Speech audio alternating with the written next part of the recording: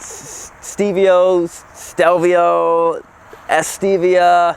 I don't know how to pronounce the name of the motorcycle, but I know how to ride it, I think. Now this motorcycle does something awesome that I've never seen another motorcycle do. I'm gonna show you guys that and a bunch more. Don't click away. This is the Moto Guzzi Stelvio 1200, and this is the first time I've ever seen one. And I'm glad I had, because it's a pretty awesome bike. Now, if you've never heard of this bike, don't feel bad, because I have not heard of it until I actually bought it. And if you've never heard of Moto Guzzi, let me explain to you. Moto Guzzi is an Italian company that came out in 1921, made by two guys. One of the guys' last name was Guzzi, and they have since died. But the company's still making motorcycles. First, you have a motorcycle called the Stelvio. I call it the Stelvio. I'm sure the Italians have some other pronunciation for it.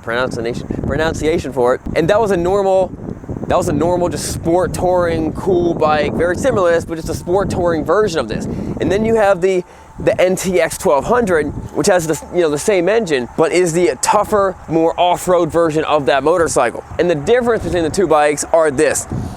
So we got these engine guards right here.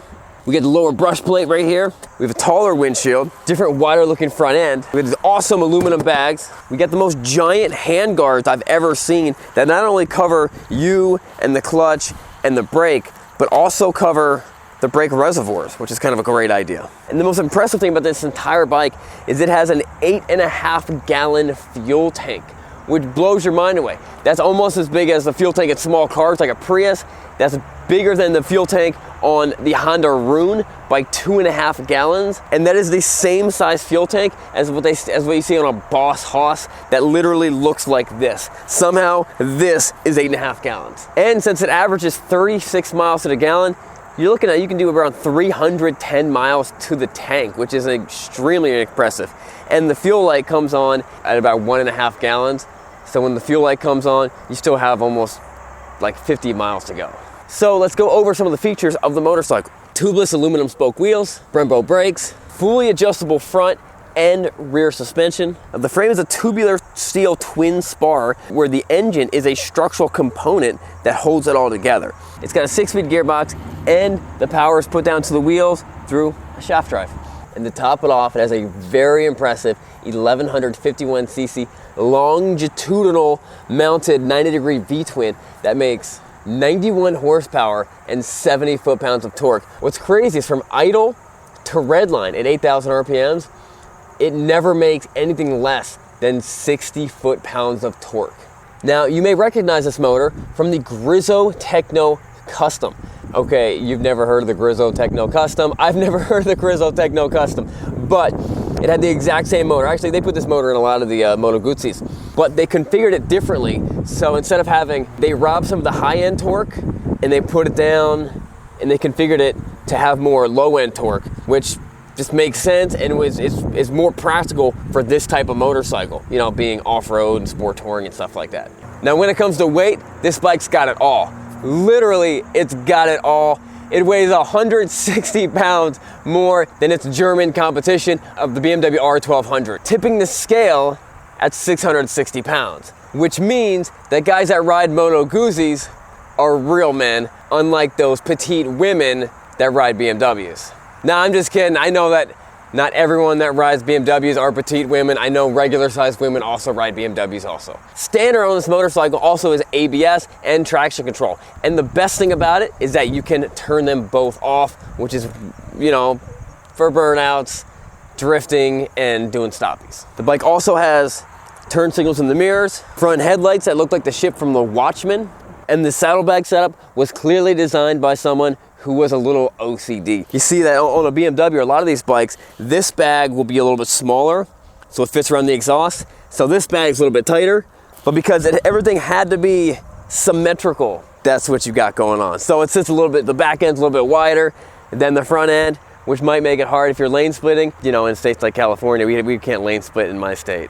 And to top it all off, someone mounted a bottle opener on the saddlebag.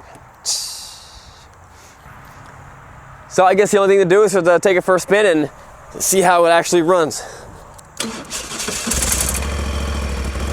I love the feel of those engines. When you rev it up, it moves sideways. Alright guys, before you go for a test drive, let's do the words of wisdom. 1 John 4:18, there is no fear in love, but perfect love casts out fear, because fear involves punishment, and the one who fears is not perfected in love. Amazing. Let's take this bike for a spin. Put on my M1 Moto gloves. There's a little kickstand light right there to let you know when you left your kickstand on.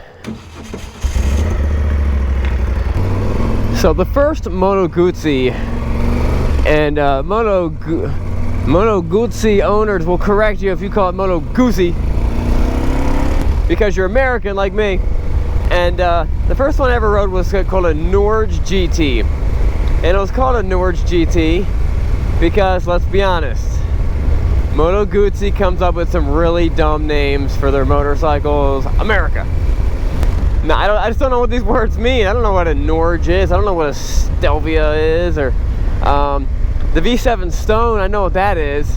The California, I've heard of that place. So I think Moto Guzzi, I think they have some great bikes.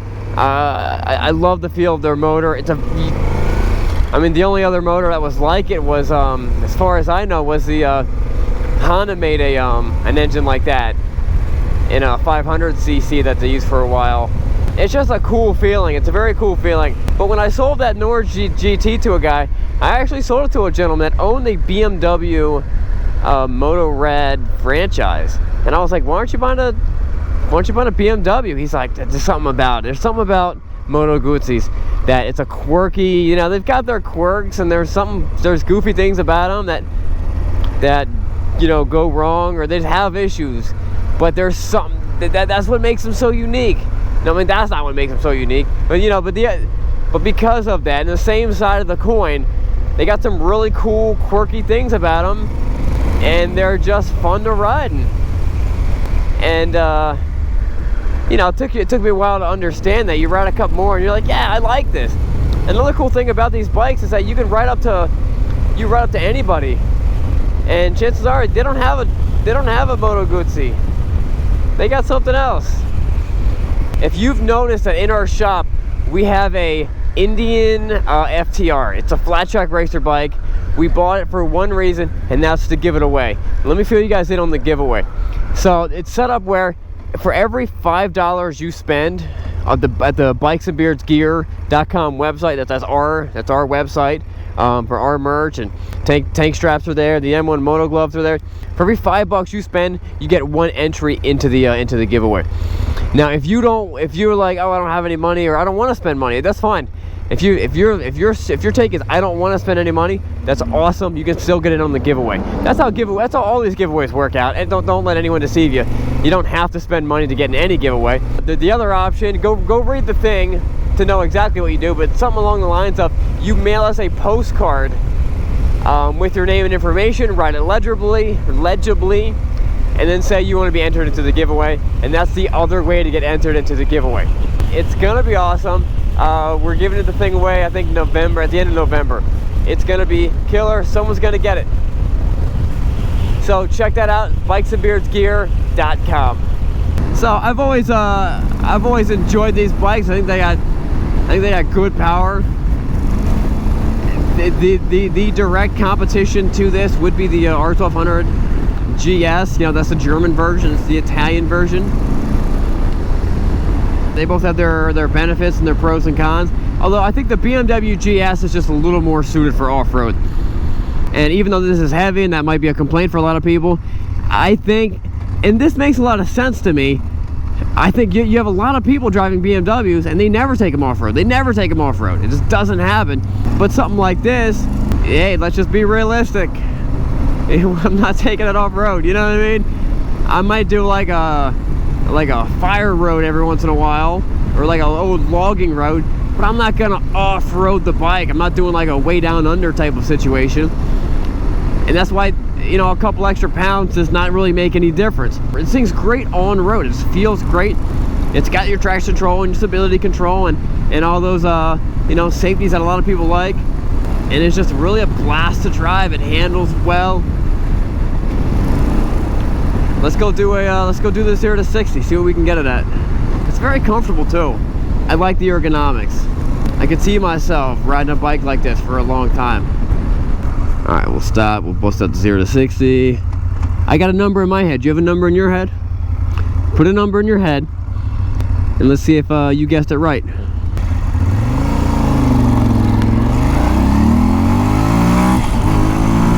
There. A little slow off the start.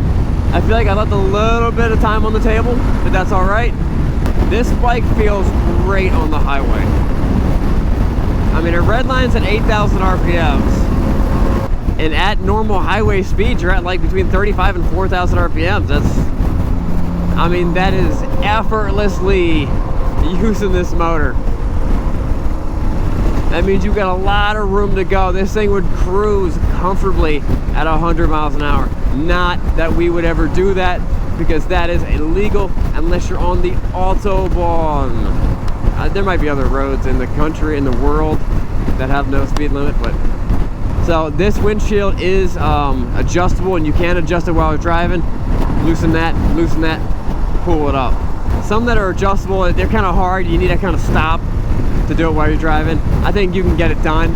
Might not be the best way to go, but I got to get in front of this truck. This thing's blowing off stuff all over me. I don't even have to downshift to pass anybody. I just roll on that throttle. So this thing's super comfortable. The ergonomics are very similar to the other bikes in the same category. They're all kind of, you know, that upright, you know, back straight, knees in front of your feet type of, you know, just a sport touring stance. It's personally probably the most comfortable type of riding motorcycle. You know, I could ride this thing for, you know, all day long and hop off and feel like I've not been riding. Well, you know, it's gonna hurt a little bit, but it's a lot better than a sport bike. That wraps it up. Thanks for watching. Remember, it's not what you're riding, but where you're going. Check out this other video right up here. I think you really might like it. I do. I think you might. I'm serious. Check it out.